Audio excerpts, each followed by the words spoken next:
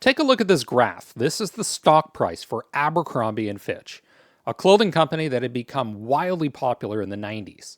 Depending on how old you are, you might have thought that this brand had all but disappeared. That's because of a huge controversy in the 2000s.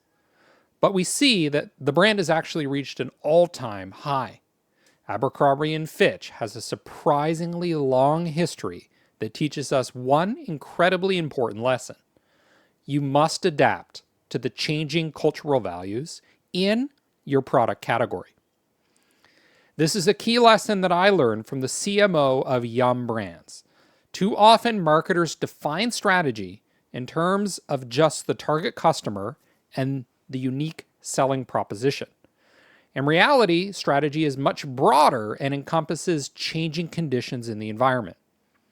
Abercrombie started in 1892, selling expensive items like shotguns, fishing rods, boats, and tents.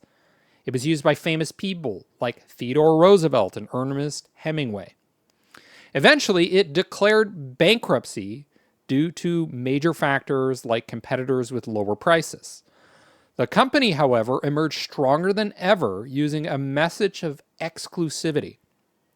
Abercrombie was marketed heavily as the brand for cool kids. It explicitly rejected people who were overweight or didn't fit into particular stereotypes.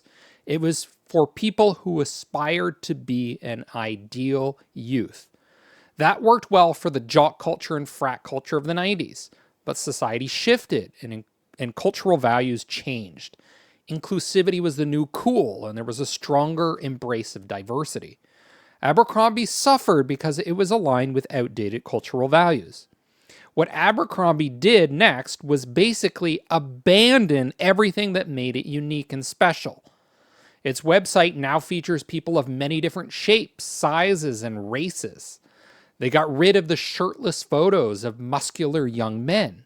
Store windows are now open to see everything before you walk in. They now offer apparel in many different sizes. A lot of their clothes now are understated, with far fewer big logos and graphics.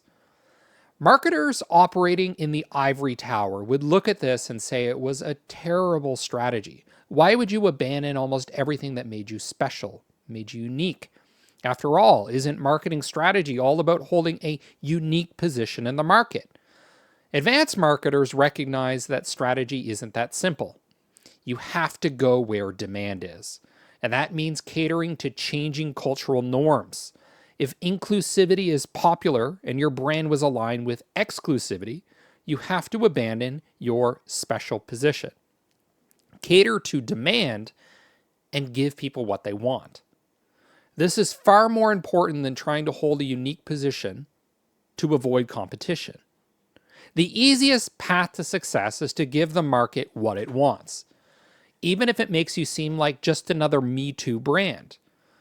But Bud Light tried the same thing Abercrombie did. That is, they moved away from their frat image and tried to position themselves as inclusive. Why did it fail where Abercrombie succeeded?